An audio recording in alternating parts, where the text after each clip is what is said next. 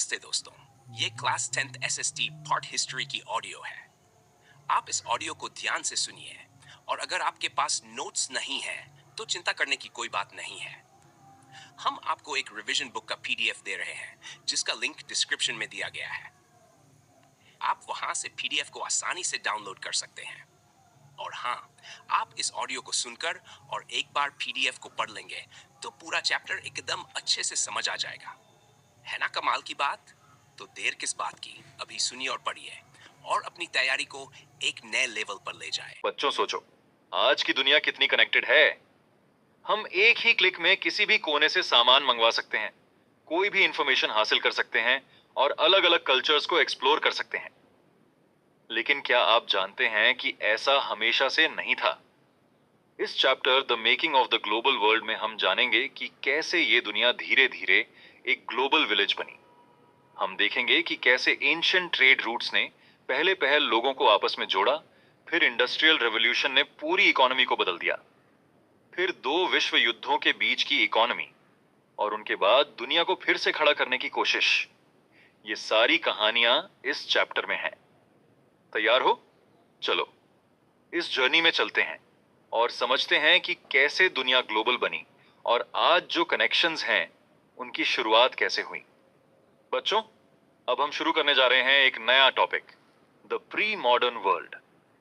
सोचो, आज की दुनिया में हम सब कनेक्टेड हैं, एक क्लिक में दुनिया के दूसरे कोने में बात कर सकते हैं। लेकिन क्या आपको पता है कि ग्लोबलाइजेशन की शुरुआत तो सदियों पहले ही हो गई थी। इस चैप्टर में हम देखेंगे कि कैसे पुराने समय में ट्रेड और कल्चरल एक्सचेंज के जरिए अलग अलग हिस्से आपस में जुड़े थे। तो तैयार हो? चलिए शुरू करते हैं इस ग्लोबल जर्नी को। Topic 1, silk routes link the world. चलो सबसे पहले बात करते हैं सिल्क रूट्स की। सिल्क रूट्स वो प्राचीन रास्ते थे जो ट्रेड और कल्चरल एक्सचेंज के लिए पूरी दुनिया को जोड़ते थे। इन रूट्स का नाम चाइना के फेमस सिल्क के नाम पर पड़ा, क्योंकि इसी रोड से चाइना का सिल्क यूरोप और अफ्रीका तक पहुंचता था। हिस्टोरियंस का मानना है कि ये रूट्स क्रिश्चियन एरा से पहले से मौजूद थे और 15th सेंचुरी तक चलते रहे। इन रूट्स के जरिए सिर्फ सिल्क ही नहीं, बल्कि चाइना का पॉटरी और इंडिया और साउथ ईस्ट एशिया के टेक्सटाइल्स और स्पाइसेस भी ट्रेवल करते थे। बदले में यूरोप से गोल्ड और सिल्वर एशिया की तरफ आते थे। ट्रेड के साथ साथ कल्चरल एक्सचेंज भी होता था। मिशनरीज और मुस्लिम प्रीचर्स ने भी इन रूट्स का यूज किया और इसी तरह बुद्धिज्म ईस्टर्न इंडिया से एशिया के कई हिस्सों में फैला। सोचो, उस समय लोग बिना मॉडर्न ट्रांसपोर्ट के इतनी दूर दूर तक पहुंचते थे, है ना अमेजिंग? सोचो, उस समय कैसे लोग बिना एडवांस ट्रांसपोर्ट के इतने दूर दूर तक पहुंचते थे। वाह, क्या बात है। Topic 2, food travels, spaghetti and potato. अब बात करते हैं फूड के ट्रेवल्स की। सोचो, हमारे रोजमर्रा के कई खाने के आइटम्स दुनिया के अलग अलग हिस्सों से हमारे पास पहुंचे हैं। उदाहरण के लिए, स्पगेटी और नूडल्स का कनेक्शन चाइना से है। माना जाता है कि नूडल्स चाइना से ट्रैवल करके इटली पहुंचे और स्पगेटी बन गए। सोचने की बात है कि वो फूड जो आज हमारी डेली लाइफ का हिस्सा है, पहले कहीं और से आया था। और वो फूड्स जो आज हमारे रोज के खाने में आम हैं, जैसे पोटैटोज, टोमेटोज, मेज और चिलीज, ये सब हमें अमेरिका से मिले हैं। जब क्रिस्टोफर कोलंबस ने गलती से अमेरिका को खोजा तो वहां से ये क्रॉप्स यूरोप और एशिया में आए। सोचो, कितना इंटरेस्टिंग है कि ये फूड आइटम्स कल्चरल एक्सचेंज का एक हिस्सा बन गए। और सोचो, पोटैटो का आना यूरोप में एक छोटी सी क्रांति जैसा था। यूरोप के गरीब लोग पोटैटो से अच्छा और सस्ता खाना खा पा रहे थे। लेकिन जब आयरलैंड में 1840s के बीच एक बीमारी ने पोटैटो की फसल को खत्म कर दिया, तो हजारों लोग भूख से मरने लगे। देखो, एक छोटी सी फसल ने कितना बड़ा असर डाला। Topic 3, conquest, disease and trade. चलते हैं एक और इंपॉर्टेंट टॉपिक पर, कॉन्क्वेस्ट, डिजीज और ट्रेड। 16th सेंचुरी में यूरोपियन सेलर्स ने एशिया के लिए नए सी रूट्स खोजे और साथ ही अमेरिका तक भी पहुंच गए। उस समय अमेरिका दुनिया के बाकी हिस्सों से बहुत दूर था और उसका कोई कनेक्शन नहीं था। लेकिन अब यूरोपियन एक्सप्लोरर्स और कॉन्करर्स के साथ अमेरिका भी दुनिया के ट्रेड नेटवर्क का हिस्सा बन गया। पेरू और मेक्सिको जैसे साउथ अमेरिकन इलाकों में बहुत समृद्ध चांदी की खदानें थीं। वहां से प्रेशियस मेटल्स यूरोप लाए गए और इसी वेल्थ का उपयोग यूरोप ने एशिया के साथ ट्रेड में किया। इसी वेल्थ की वजह से 17th सेंचुरी यूरोप में साउथ अमेरिका के खजाने और L Dorado, city of gold की कहानियां बहुत मशहूर हो गई थीं, जिन्हें पाने के लिए कई एक्सपेडिशंस हुए। लेकिन यूरोपियन कॉन्करर्स सिर्फ वेल्थ ही नहीं, बल्कि अपने साथ खतरनाक बीमारियां भी लेकर आए। स्मॉल पॉक्स और बाकी डेडली डिजीजेस यूरोप से अमेरिका पहुंची, जो वहां के मूल निवासियों के लिए बहुत ही खतरनाक साबित हुई, क्योंकि उनके पास इन बीमारियों से लड़ने की इम्यूनिटी नहीं थी। स्मॉल पॉक्स ने अमेरिका में इतनी तबाही मचाई कि कई कम्युनिटीज पूरी तरह से खत्म हो गईं, और इसने यूरोपियन कॉन्क्वेस्ट को और भी आसान बना दिया। सोचो, एक बीमारी ने कितना बड़ा असर डाला। बच्चों, अब हम एक और रोचक सब चैप्टर की शुरुआत करने जा रहे हैं, जिसका नाम है द 19th सेंचुरी, 1815 to 1914। इस समय ने पूरी दुनिया में बहुत बड़े बदलाव लाए। ये बदलाव न केवल आर्थिक थे, बल्कि पॉलिटिकल, सोशल, कल्चरल और टेक्नोलॉजिकल रूप से भी थे। सोचो, जब इतने सारे फैक्टर्स आपस में मिलकर सोसाइटीज को बदलने का काम करते हैं, तो इसका असर कितना गहरा होता होगा। इकोनॉमिस्ट्स इस समय के इंटरनेशनल इकोनॉमिक एक्सचेंजेस को तीन मुख्य प्रकार की मूवमेंट्स या फ्लोज में बांटते हैं। पहला फ्लो था गुड्स का ट्रेड, जिसमें कपड़े या गेहूं जैसी चीजें शामिल थीं। दूसरा था लेबर का फ्लो, यानी वो लोग जो नौकरी या काम की तलाश में एक जगह से दूसरी जगह जाते थे। तीसरा था कैपिटल का मूवमेंट, जो शॉर्ट टर्म या लॉन्ग टर्म इन्वेस्टमेंट्स के लिए दूर दूर तक जाता था। ये तीनों फ्लोज आपस में इतने जुड़े हुए थे कि लोगों की जिंदगी पर इनका असर पहले से कहीं ज्यादा गहरा था।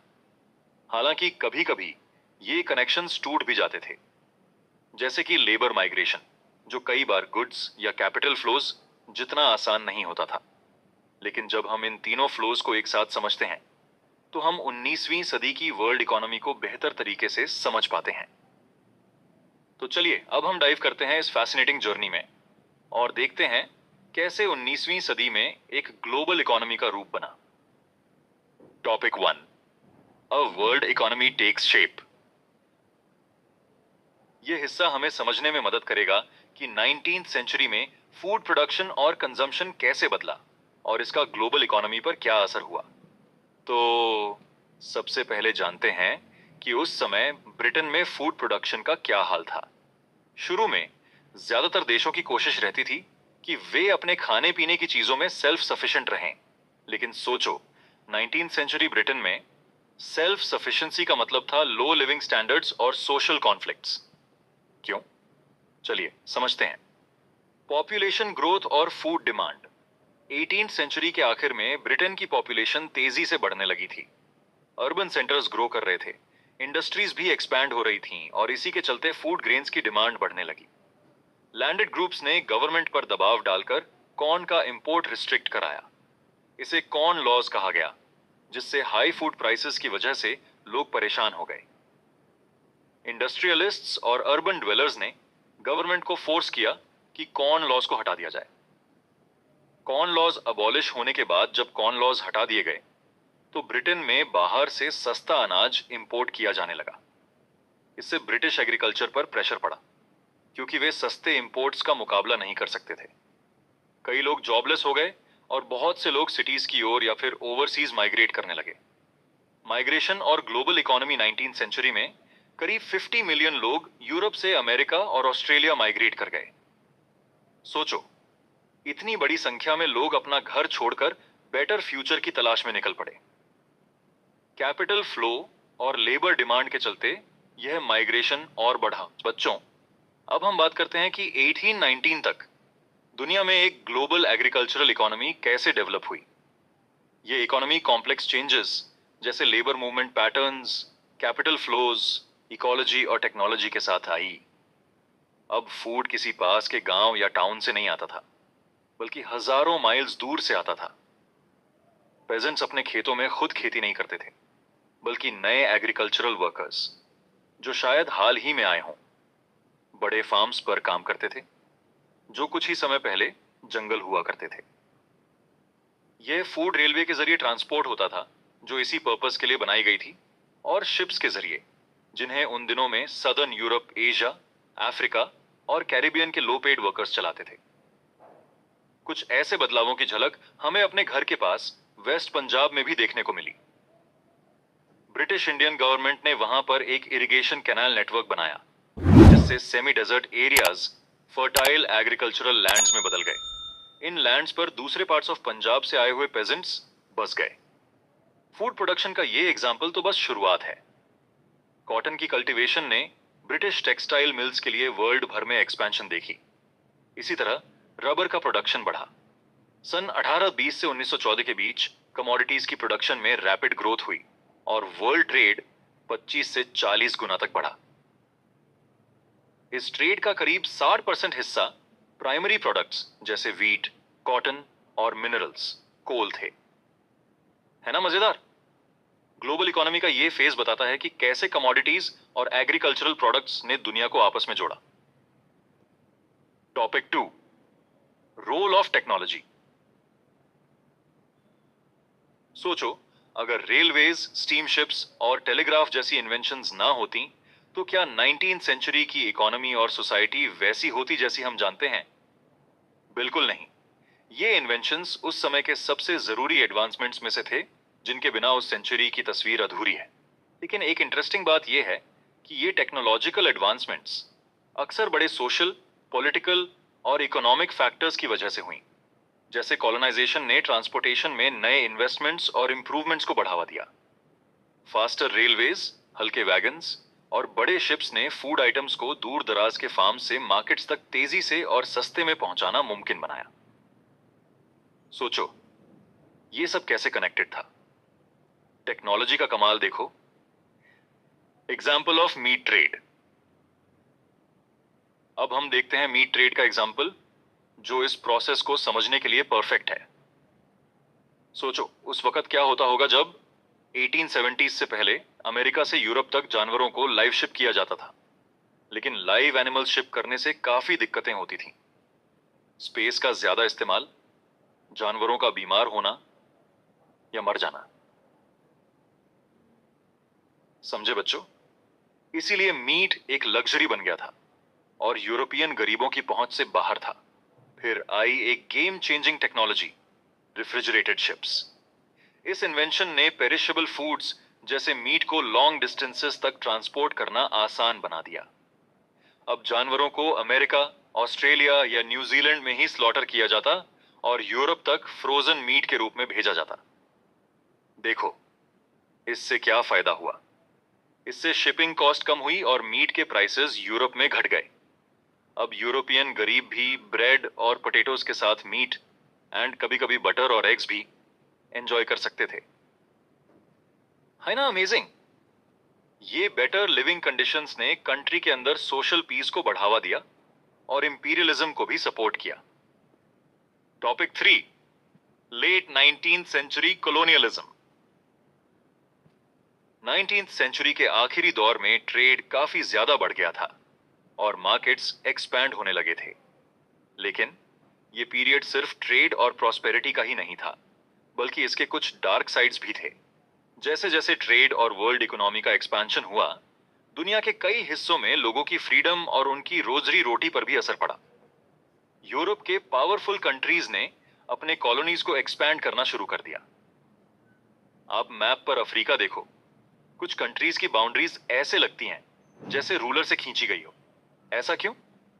क्योंकि 1885 में यूरोप के बड़े देश बर्लिन कॉन्फ्रेंस में मिले और अफ्रीका को अपने बीच बांट लिया। ब्रिटेन और फ्रांस ने अपनी टेरिटोरीज को काफी एक्सपैंड कर लिया, जबकि बेल्जियम और जर्मनी नए कॉलोनियल पावर्स बन गए। अमेरिका भी 1890s के दौर में स्पेन के कॉलोनीज को लेकर एक कॉलोनियल पावर बन गया। इस कॉलोनियलिज्म के इंपैक्ट को समझने के लिए हम देखेंगे कि ये लोगों की इकोनॉमी और रोजी रोटी पर कैसे असर डाल रहा था। टॉपिक 4, राइंडरपेस्ट और द कैटल प्लेग। रिंडरपेस्ट, जो 1890s के दौरान अफ्रीका में फैली एक डेंजरस डिजीज थी, इसने लोगों की रोजी रोटी और लोकल इकोनॉमी पर बहुत बुरा असर डाला। ये एक एग्जाम्पल है कि कैसे यूरोपियन कॉलोनियल इम्पैक्ट ने उस समय की सोसाइटीज को डीपली अफेक्ट किया। अफ्रीका में बहुत ज्यादा जमीन और लाइव स्टॉक था और लोग अपने खाने और गुजर बसर के लिए इन्हीं पर डिपेंड करते थे। लोग रेयरली वेज लेबर करते थे क्योंकि उनके पास अपनी जमीन थी। लेकिन 19th सेंचुरी के एंड तक यूरोपियन कंट्रीज की नजर अफ्रीका की रिसोर्सेज पर पड़ गई।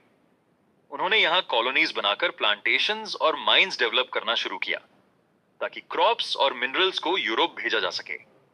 प्रॉब्लम यह थी कि काम करने वाले मजदूर कम थे। ज्यादातर अफ्रीकन्स अपनी जमीन और लाइव स्टॉक के कारण इंडिपेंडेंट थे, इसलिए उन्हें मजदूरी करने की जरूरत महसूस नहीं होती थी। यूरोपियंस ने लोगों को मजबूरन मजदूरी पर लाने के लिए हैवी टैक्सेस लगाए, जो सिर्फ वेज लेबर करके ही पे किए जा सकते थे। माइंस और प्लांटेशंस में काम करने वालों को कन्फाइंड जगहों में रखा जाता था और उनकी मूवमेंट को लिमिट कर दिया जाता था। फिर आई रिंडरपेस्ट, एक डेडली लाइव स्टॉक डिजीज जो 1880s के एंड में ब्रिटिश एशिया से इन्फेक्टेड एनिमल्स के जरिए अफ्रीका आई थी। इटालियन सोल्जर्स के खाने के लिए लाए गए इन पशुओं से ये डिजीज अफ्रीका में फैल गई। 1892 तक ये वेस्ट अफ्रीका के अटलांटिक कोस्ट तक पहुंच गई और अगले 5 सालों में साउथ अफ्रीका के केप तक पहुंचते पहुंचते 90% लाइव स्टॉक खत्म हो गया। रिंडरपेस्ट के बाद लोगों की रोजी रोटी चली गई क्योंकि उनका लाइव स्टॉक खत्म हो चुका था। प्लांटेशन ओनर्स और कॉलोनियल गवर्नमेंट्स ने बचे कुचे रिसोर्सेज पर अपना कंट्रोल जमा लिया। इस वजह से अफ्रीकन्स को मजबूरन वेज लेबर की तरफ आना पड़ा। यूरोपियंस ने इस सिचुएशन का पूरा फायदा उठाया और अपनी पावर और ज्यादा स्ट्रॉन्ग कर ली। Topic: indentured labour migration from India. बच्चों, अब हम डिस्कस करते हैं एक इंपॉर्टेंट और emotional topic, indentured labour migration from India. ये एग्जाम्पल हमें 19th सेंचुरी वर्ल्ड की दो अलग तस्वीरें दिखाता है। एक तरफ फास्ट इकोनॉमिक ग्रोथ और दूसरी तरफ गरीबी और स्ट्रगल्स। ये वो टाइम था जब कुछ लोगों के लिए ज्यादा इनकम थी, लेकिन बहुत लोगों के लिए सिर्फ पॉवर्टी थी। 19वीं सदी में लाखों इंडियन और Chinese labourers plantations, mines, road और रेलवे कंस्ट्रक्शन के प्रोजेक्ट्स में काम करने के लिए दुनिया भर में माइग्रेट हुए। इंडिया में ये लेबरर्स को कॉन्ट्रैक्ट के जरिए हायर किया जाता था, जिसमें उनको प्रॉमिस किया जाता था कि 5 साल काम करने के बाद उनको वापस इंडिया भेजा जाएगा। ज्यादातर इंडियन इंडेंचर्ड वर्कर्स आज के eastern Uttar Pradesh, Bihar, central India और तमिलनाडु के ड्राई रीजन से आते थे। 19th सेंचुरी के बीच में इन एरियाज में बहुत चेंजेस आए। कॉटेज इंडस्ट्रीज का डिक्लाइन, लैंड रेंट्स बढ़ने लगे और जमीन माइंस और प्लांटेशंस के लिए क्लियर की गई। इस सब ने गरीब लोगों को अफेक्ट किया। रेंट देना मुश्किल हो गया, वो कर्ज में डूब गए और काम की तलाश में माइग्रेट करने को मजबूर हो गए। इन इंडियन इंडेंचर्ड माइग्रेंट्स के मेन डेस्टिनेशंस थे कैरिबियन आइलैंड्स जैसे Trinidad, Guyana, Suriname, Mauritius, Fiji और सीलोन, श्रीलंका। असम की टी प्लांटेशंस में भी माइग्रेंट्स को काम के लिए रिक्रूट किया गया। रिक्रूटमेंट एजेंट्स जो एम्प्लॉयर्स के लिए काम करते थे, उन्हें छोटी सी कमीशन मिलती थी। बहुत से माइग्रेंट्स गरीबी या अपने गांव की ऑपरेशन से बचने के लिए माइग्रेट होते थे, लेकिन एजेंट्स उन्हें गलत इंफॉर्मेशन देते थे। उन्हें यह नहीं बताते थे कि सफर लंबा होगा और कंडीशंस टफ होंगी। कभी कभी तो एजेंट्स जबरदस्ती माइग्रेंट्स को ले जाते थे। 19th सेंचुरी का इंडेंचर सिस्टम को एक नए तरीके की स्लेवरी कहा जाता था। जब लेबरर्स प्लांटेशंस पर पहुंचे तो उनको लिविंग और वर्किंग कंडीशंस बहुत हार्श मिली। लीगल राइट्स कम थे और जिंदगी काफी टफ थी, लेकिन वर्कर्स ने अपने सरवाइव करने के तरीके निकाले। बहुत से लोग जंगलों में भाग जाते थे, लेकिन पकड़े जाने पर सख्त सजा मिलती थी। कुछ लोगों ने नए कल्चरल एक्सप्रेशंस डेवलप किए। त्रिनिदाद में एनुअल मुहर्रम प्रोसेशन एक बड़ी कार्निवल होसे में बदल गई, जिसमें सब धर्मों के लोग शामिल होते थे। रास्टाफेरियनिज्म, जो जमैकन रेगे स्टार बॉब मार्ले की वजह से फेमस हुआ, भी इंडियन माइग्रेंट्स के कैरिबियन कनेक्शन को दिखाता है। चटनी म्यूजिक, जो त्रिनिदाद और गयाना में पॉपुलर है, ये भी पोस्ट इंडेंचर एक्सपीरियंस का हिस्सा है। ये सब कल्चरल फ्यूजन के एग्जाम्पल्स हैं जिसमें पुरानी और नई चीजें मिलकर कुछ नया बना देती हैं। ज्यादातर इंडेंचर्ड वर्कर्स अपने कॉन्ट्रैक्ट्स के बाद भी वहीं रह गए। इस वजह से आज भी कई कंट्रीज में इंडियन डिसेंट के लोगों की बड़ी कम्युनिटीज हैं। आपने Nobel prize winning writer VS Naipaul का नाम सुना होगा, या वेस्ट इंडीज के क्रिकेटर्स शिव नारायण चंद्रपॉल और राम नरेश सरवन। इनका बैकग्राउंड भी उन इंडियन इंडेंचर्ड लेबरर्स से जुड़ता है जो अपने देश से माइग्रेट हुए थे। 1900s के बाद इंडिया के नेशनलिस्ट लीडर्स ने इस सिस्टम का विरोध करना शुरू किया क्योंकि ये एब्यूजिव और क्रूएल माना गया। 1921 में ये सिस्टम एबॉलिश हो गया, लेकिन कई दशकों तक इंडियन इंडेंचर्ड वर्कर्स के डिसेंडेंट्स जो कूलीज कहलाते थे, माइनॉरिटी बनकर रहे। नायपॉल के नॉवेल्स में उनकी स्ट्रगल्स और एलियनेशन का जिक्र मिलता है। ये था एक इमोशनल और पावरफुल चैप्टर हमारी हिस्ट्री का, जो हमें दिखाता है कि कैसे इकोनॉमिक ग्रोथ के पीछे एक डार्क साइड भी होती है जिसे लोगों ने अपनी जिंदगी से झेला। Topic: Indian entrepreneurs abroad. बच्चों, अब हम बात करते हैं उन इंडियन एंटरप्रेन्योर्स की जो अपने बिजनेस को लेकर दुनिया भर में चले गए। दुनिया के मार्केट के लिए फूड और क्रॉप्स उगाने के लिए कैपिटल की जरूरत थी। बड़े प्लांटेशंस बैंक और मार्केट्स से लोन ले लेते थे, पर एक आम किसान का क्या? यहां आते हैं इंडियन बैंकर्स।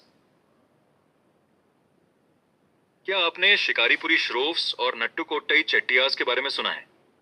ये वो बैंकर्स और ट्रेडर्स थे जो सेंट्रल और साउथ ईस्ट एशिया में एक्सपोर्ट एग्रीकल्चर को फाइनेंस करते थे, कभी अपने फंड से और कभी यूरोपियन बैंक से लिए हुए लोन से। इन लोगों ने एक ऐसे सोफिस्टिकेटेड सिस्टम को डेवलप किया जिससे दूर दराज की जगह पर भी पैसा ट्रांसफर किया जा सकता था।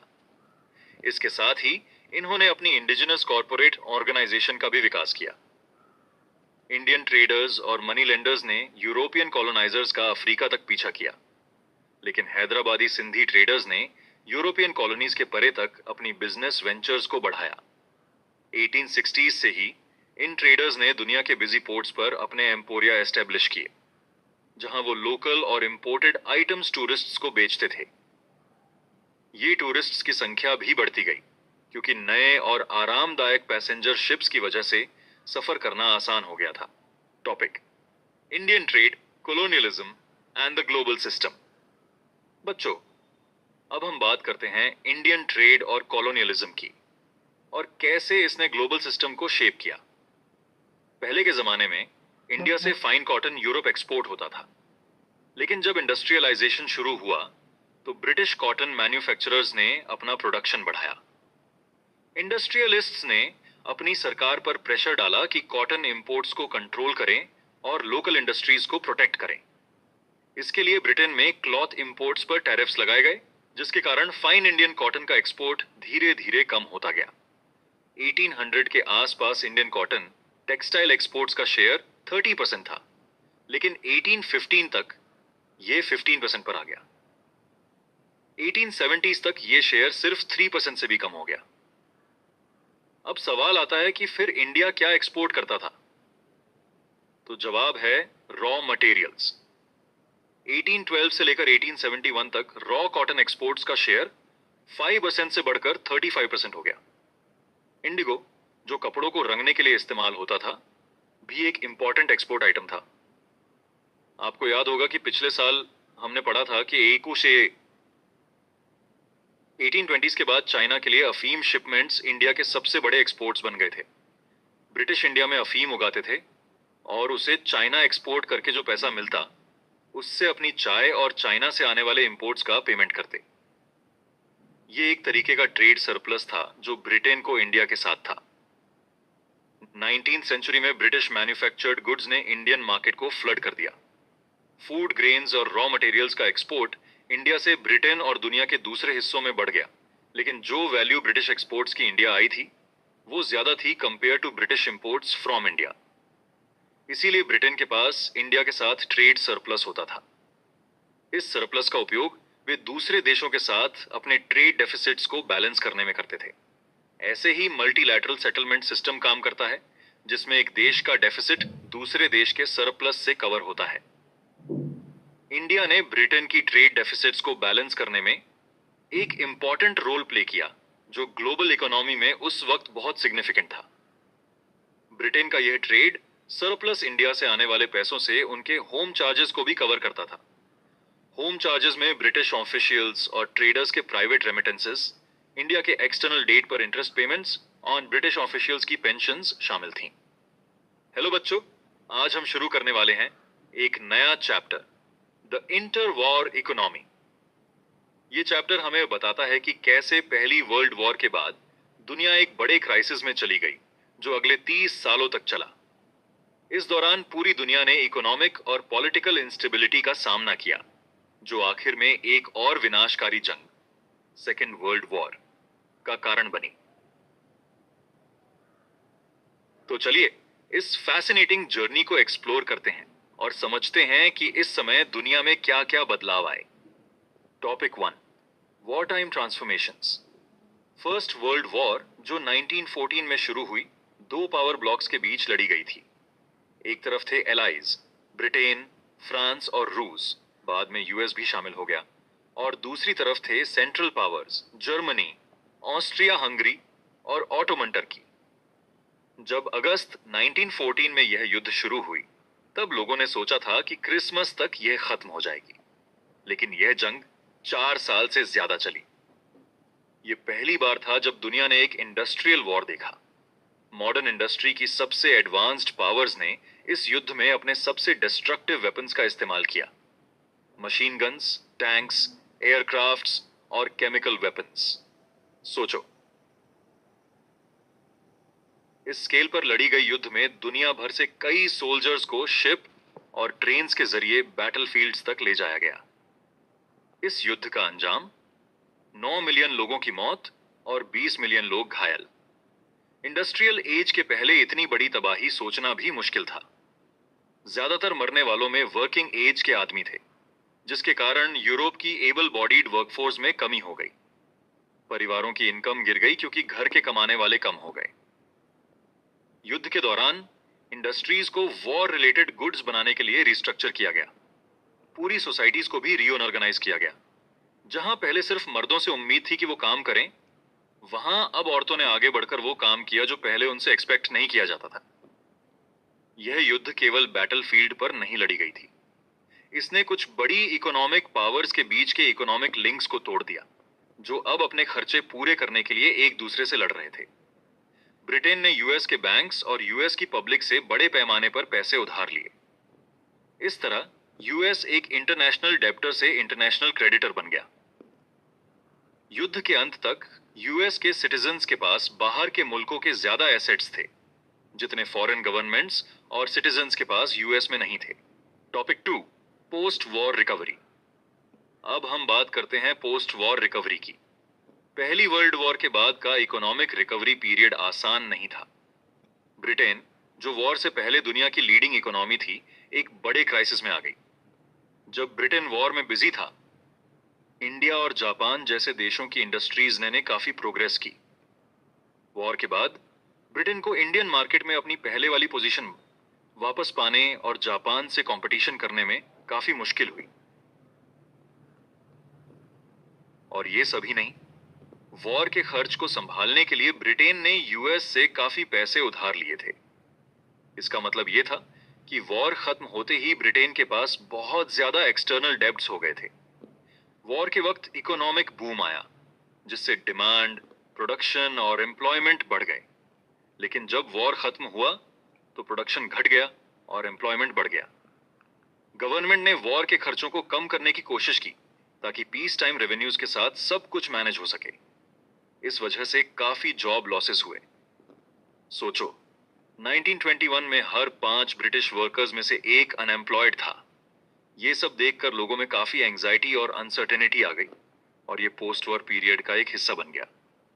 और ये सिर्फ इंडस्ट्रियल इकोनॉमी तक सीमित नहीं था बच्चों, एग्रीकल्चरल इकोनॉमीज भी क्राइसिस का सामना कर रही थी। वॉर से पहले ईस्टर्न यूरोप वर्ल्ड मार्केट के लिए एक मेजर सप्लायर था। जब ये सप्लाई डिसरप्ट हुई तो कनाडा, अमेरिका और ऑस्ट्रेलिया में व्हीट प्रोडक्शन बढ़ गया। लेकिन जब वॉर खत्म हुई, यूरोप ने वापस से प्रोडक्शन स्टार्ट किया और मार्केट फ्लड हो गया। ग्रेन प्राइसेस गिर गई, फार्मर्स की इनकम कम हो गई और वो और ज्यादा डेब्ट में चले गए।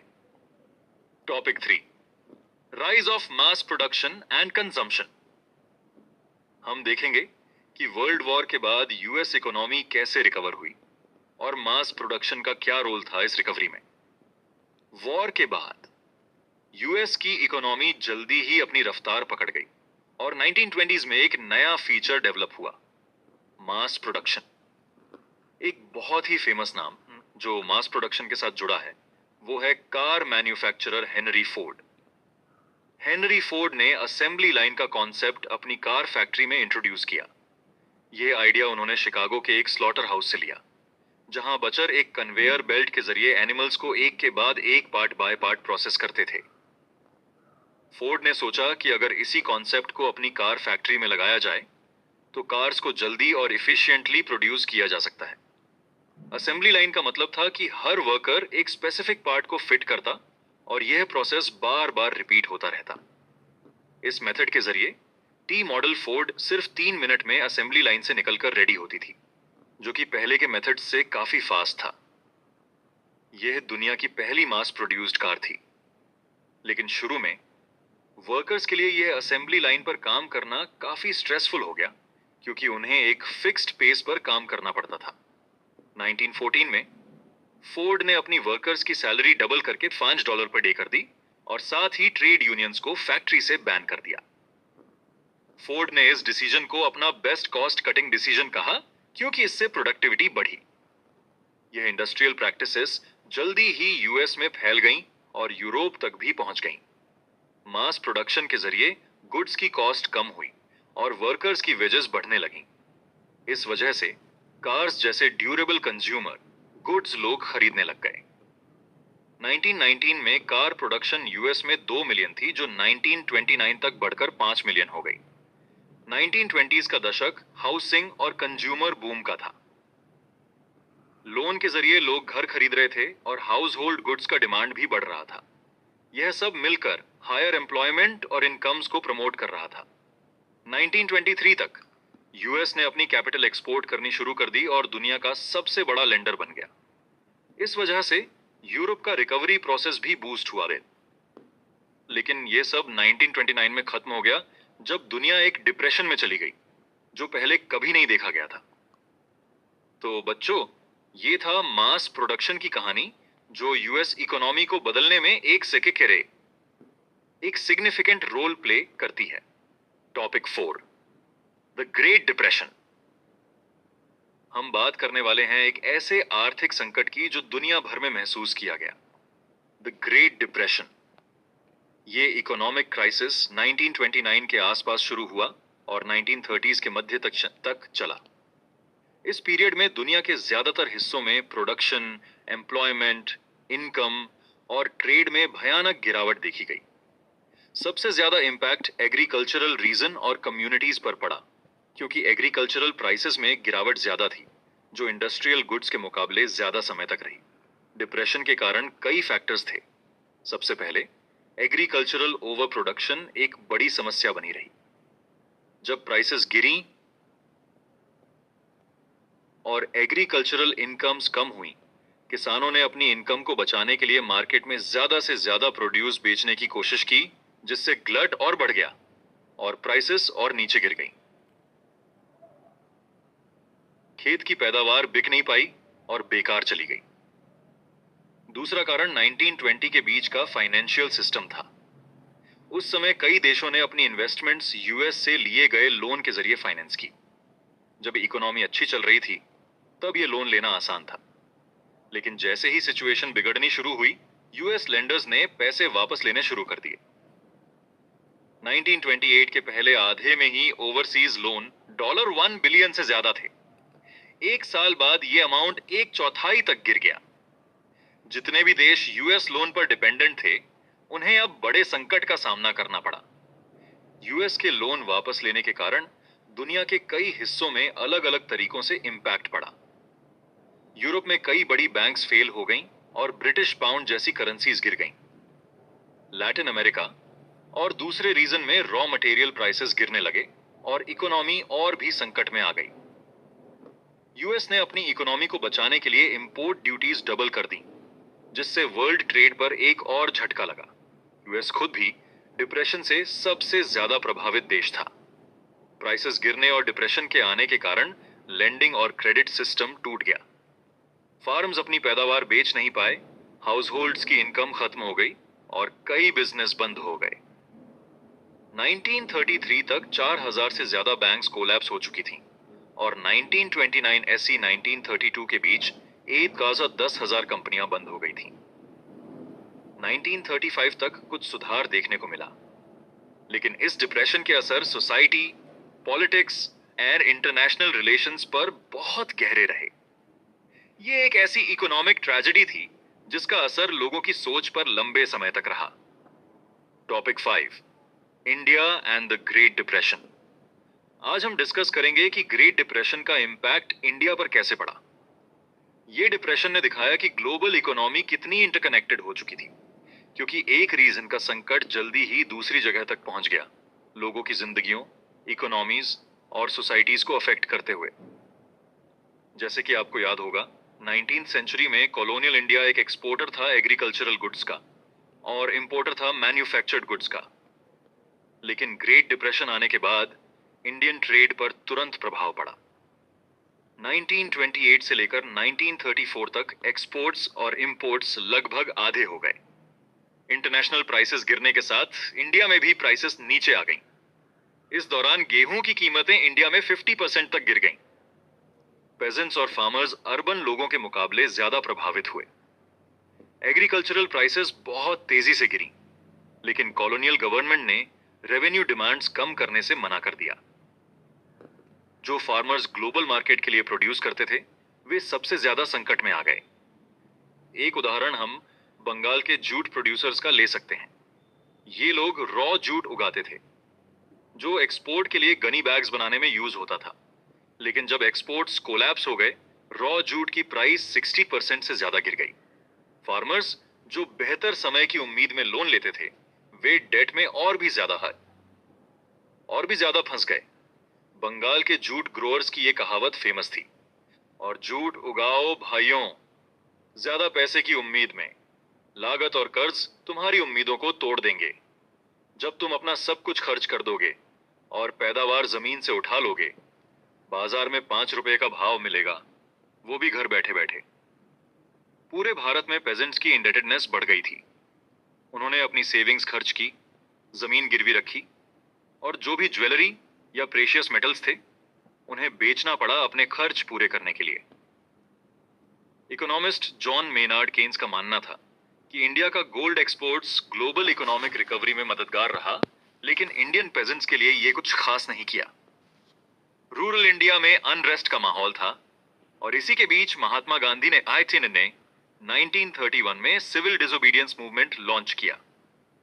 अर्बन इंडिया के लिए यह डिप्रेशन उतना ज्यादा ग्रिम नहीं था।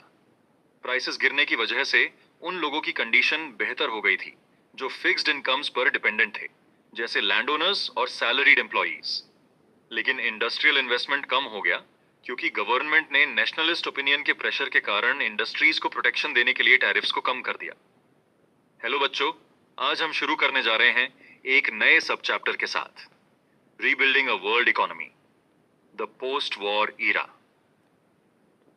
ये वो समय था जब दुनिया ने अपने आप को दूसरी बार एक बड़े युद्ध के बाद संभालने की कोशिश की। Second world war. पहला युद्ध खत्म होने के बस 2 दशकों बाद ही शुरू हो गया।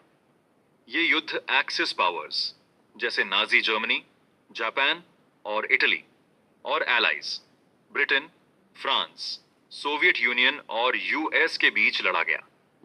ये युद्ध 6 सालों तक चला, हर मोर्चे पर, जमीन पर, समुंदर में और हवा में। इस युद्ध में मौत और तबाही की हद पार हो गई। कम से कम 60 मिलियन लोग, यानी 1929 की दुनिया की आबादी का 3% इस युद्ध के कारण डायरेक्टली या इनडायरेक्टली अपनी जान से हाथ धो बैठे। कई लोग घायल भी हुए। इस बार युद्ध काफी हद तक बैटलफील्ड के बाहर भी देखा गया। बहुत सारे लोग जो सोल्जर्स नहीं थे, वॉर रिलेटेड कारणों से मरे। यूरोप यूरोप और एशिया के कई हिस्सों में तबाही मच गई थी। कई शहर एरियल बॉम्बार्डमेंट और आर्टिलरी अटैक्स की वजह से पूरी तरह से तबाह हो गए। इस युद्ध के बाद दुनिया को इकोनॉमिक और सोशल डिसरप्शन का सामना करना पड़ा। रिकंस्ट्रक्शन की यह प्रक्रिया मुश्किल और समय लेने वाली थी।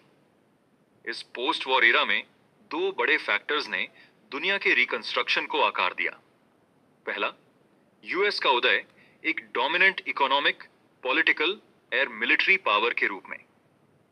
दूसरा, सोवियत यूनियन का डोमिनेंस, जो नाजी जर्मनी को हराने के लिए बड़े त्याग के साथ आगे आया और पिछले कई सालों में एक बैकवर्ड एग्रीकल्चरल कंट्री से एक पावरफुल इकोनॉमी में बदल गया। तो बच्चों, ये था इस सब चैप्टर का एक ओवरव्यू। अगले सेक्शंस में हम देखेंगे कैसे ये फैक्टर्स ने दुनिया को पोस्ट वॉर ईरा में बदलते हुए देखा। Stay tuned. Topic 1, post war settlement and the Bretton Woods institutions. युद्ध के बाद इकोनॉमिस्ट्स और पॉलिटिशियंस ने कुछ इंपॉर्टेंट लेसन सीखे। पहला लेसन यह था कि एक इंडस्ट्रियल सोसाइटी जो मास प्रोडक्शन पर बेस्ड हो, उसे मास कंजम्पशन की जरूरत होती है, पर यह तभी हो सकता है जब लोगों की इनकम हाई और स्टेबल हो। सोचो, अगर लोगों के पास पैसा ही ना हो तो मास प्रोडक्शन का क्या फायदा। स्टेबल इनकम तभी हो सकती है जब एम्प्लॉयमेंट भी स्टेबल हो, इसलिए फुल एम्प्लॉयमेंट होना जरूरी है। लेकिन यह सब कुछ मार्केट के भरोसे नहीं छोड़ा जा सकता। फुल एम्प्लॉयमेंट को इंश्योर करने के लिए सरकार का इंटरवीन करना जरूरी होता है। गवर्नमेंट को स्टेप इन करके प्राइस, आउटपुट और एम्प्लॉयमेंट के फ्लक्चुएशंस को कंट्रोल करना पड़ता है। कहीं ना कहीं यह बात समझ आती है कि इकोनॉमिक स्टेबिलिटी सिर्फ गवर्नमेंट की मदद से ही आ सकती थी। दूसरा इंपॉर्टेंट लेसन यह था कि एक देश के इकोनॉमिक लिंक्स दुनिया के बाकी हिस्सों से कैसे जुड़ते हैं। फुल एम्प्लॉयमेंट तभी पॉसिबल है जब गवर्नमेंट्स के पास गुड्स, कैपिटल और लेबर के फ्लो को कंट्रोल करने की पावर हो।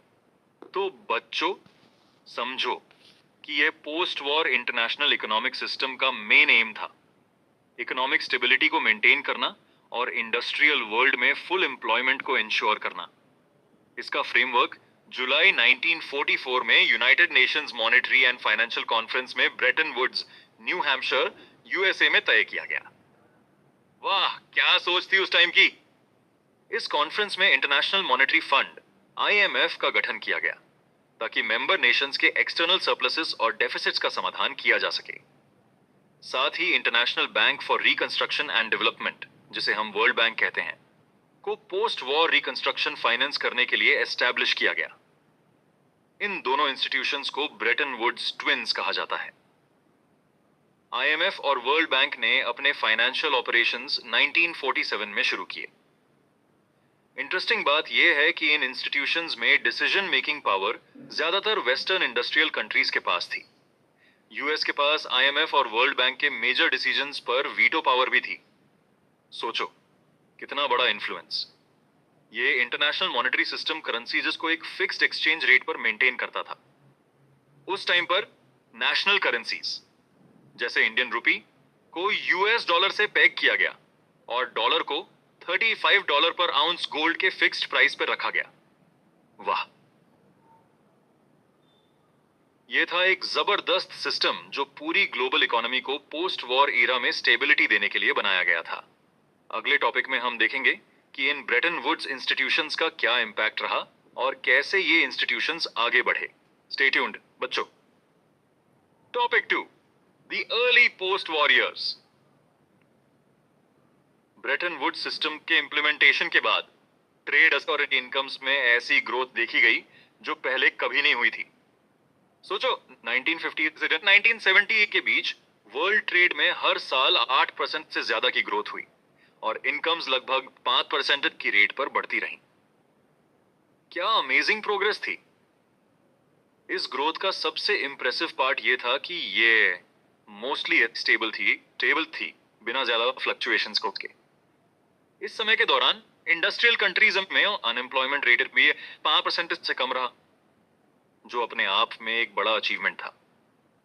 ये वो समय था जब टेक्नोलॉजी और एंटरप्राइज का ग्लोबल स्प्रेड भी देखने को मिला।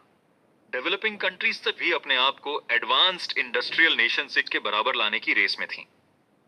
इसलिए उन्होंने अपने रिसोर्सेज का बड़ा हिस्सा कैपिटल इन्वेस्टमेंट्स में लगाया, इंडस्ट्रियल प्लांट्स और मॉडर्न टेक्नोलॉजीज का इंपोर्ट किया ताकि वे भी इस ग्लोबल प्रोग्रेस का हिस्सा बन सकें।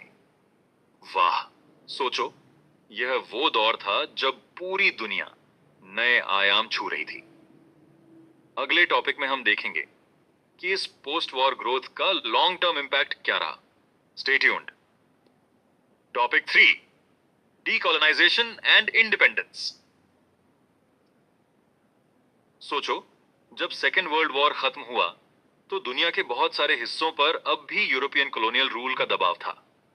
लेकिन अगले 2 दशकों में एशिया और अफ्रीका के कई हिस्सों ने आजादी हासिल की और नए इंडिपेंडेंट नेशंस के रूप में उभरे।